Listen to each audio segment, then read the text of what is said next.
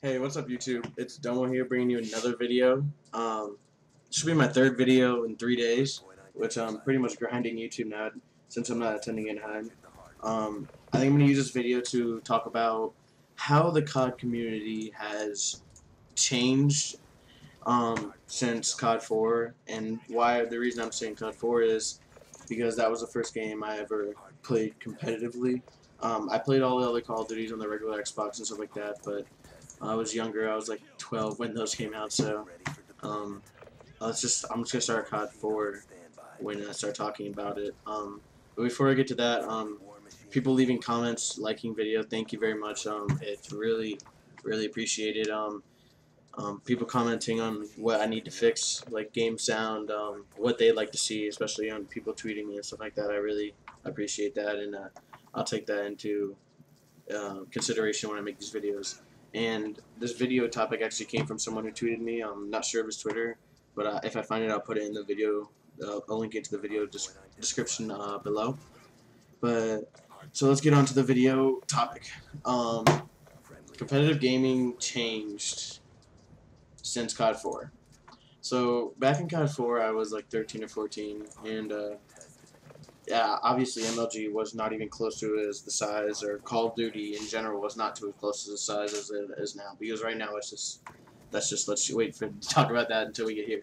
But back in COD 4, when I played competitive, I started as a GB, and once I got past the GB level, all I did was scrim.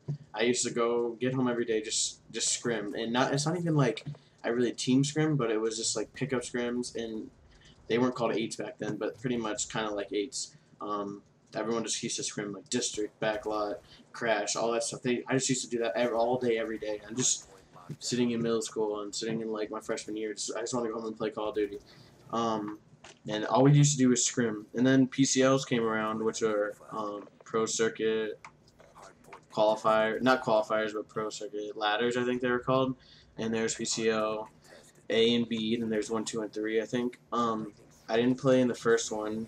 I was going to play in the second one with a team called Strictly Business, stuff like that. But it was like on these online tournaments, and I don't remember anybody ever complaining really about connection like they do now. Like, nobody mentioned the word ping or FiOS or any of that. Like, even if it wasn't invented, then it still would have came up if it had like a deal. I mean, I wasn't that known or anything back then, so I can't really say for like the really professional players like Proofy, Moho, Stainville, all those like bigger name players back in COD 4. But for like the screaming everyday GB people, and like I mean, I was decently known. The connection really wasn't that big a deal. I mean, it was said sometimes like, "Whoa, why is this game doing this? Why is this game doing that?" But whatever. So that went on from what the next game was, Modern Warfare 2. I think it was World of War. Everyone thought that game was going to be so cool, then nobody played it. So let's go to Modern Warfare 2. That's when I really started getting into MLG side. I played with Pikachu, which I later up ending teaming with and placing second with later in my career, I guess you could say. Fragapus or Frag or Jesse. I played with him. Editor. A lot of people I played with that. I continued to play with Impact. I played with a lot. But back then, it was a lot more scrimming, but there was more PCL matches, and there was a Nats, but those were all online stuff. I know there was some lands, like local lands, but there was nothing really worth traveling out of state, or maybe to one state, but not from Florida to NJ or something like that. So me traveling from Florida to NJ Halo, or to anything up north where there actually was lands, there really wasn't anything like that. So come Black Ops 1, when LAN was actually put into the game and it was actually viable to play on LAN, unlike all the other games, it actually really escalated really fast. That was my first event, or first game that I attended to LAN on. It was right in the beginning of Black Ops 1, and it was just absolutely amazing. It was a totally different game. Because at that time, I've only played online and on split screen, I guess you could say. But from playing on LAN, from online, if you've never played on LAN, it's like playing on host, but it's better. You don't have the advantage of playing on host. Like you're not since you're not hosting everybody, you don't have the first connection to the server, whatever server you're connected to, you don't have the advantage, but it feels so much smoother. All your movements feel like, it just feels like that's how the game should be played all the time. And online tries to do that, but just some people have bad connections, so we have good connections, so you have lag compensation and lag comp, people say, and say like that. Um, so that game, it was huge, and that was like the turning point for competitive gaming as COD, because MLG finally picked the game up officially. Because back in COD 4, it was picked up. They had a net.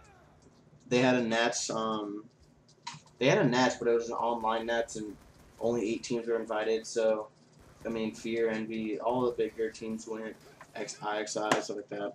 But it was nothing like this. Like, they would actually have events almost every 2 months and actually host these and have a Nats national championship at the end.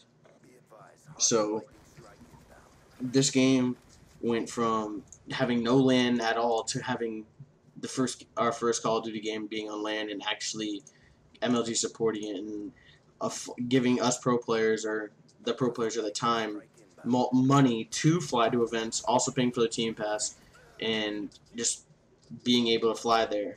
So that was a huge thing. So now, come Modern Warfare 3, there really was, the LAN was weird, and you had to be online, or I don't remember really exactly, kind of have a brain fart right now, but there was really no big tournaments. Modern Warfare 3 wasn't picked up by MLG. League of Legends really came into the spotlight then, and really took over the competitive scene. StarCraft has always been there, but I feel like League of Legends is like the new StarCraft, and really, really taking over the scene. But since Modern Warfare 3, they had the EGL lands and Europe lands, and they had, of course, NJ Halos almost like every month, which I live in Florida, and if the first place was, okay, let's say the prize pool was 10K, and there was a few 10K tourneys there. So first place is usually like 5K, second is 4, and then like it goes down. Or I don't really know the pricings exactly, but let's say the prize pool is 10K. So if it cost me $400 to fly there, $300 to fly there, and then hotel would be like 200, and then food and like stuff like that would be another 100. So I'm spending like what, $600 or $700 just to go to the event. And if we win, it would have been like $1,000. But all the Optic Envy started going to these because they'd get sent there by their sponsors to represent them. Because at the time, that was the only lands they could go to. So Eon and SteelSeries and Astro, they want these teams to be big named and be out there. So they're sending these teams, these bigger name teams, to these local tourneys.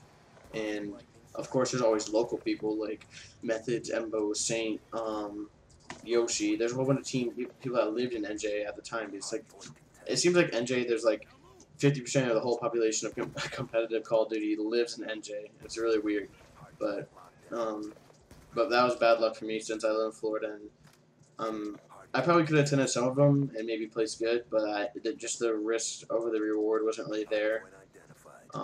But if I maybe did place good, I could have gotten a better team on Modern Warfare 3. But since I kind of just quit Modern Warfare 3 because of the LAN and stuff, so let's just skip to Black Ops 2. So this game is like the benchmark of everything now. So competitive gaming has like escalated so much over everybody's expectations. Like, they've added everything for competitive gaming. So there's Codcaster, LAN, all of these options you can possibly do. Like, so many options in and out of the game to have Codcast, like people commentate so much easier, and to play so much easier, like timing of grenades in the beginning, like the smallest things, but it makes the biggest difference when you're playing.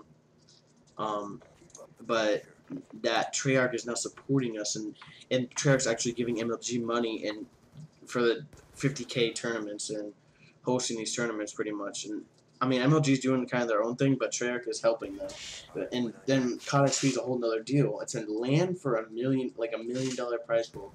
Like, some people can't wrap that around their head, but if you won $100,000, I would like literally lay on the floor crying. I would literally just cry and like tears of joy, and my parents would probably like cry also. Like, they'd call me immediately crying. But just Call of Duty's come so far, and I really, really am happy for it.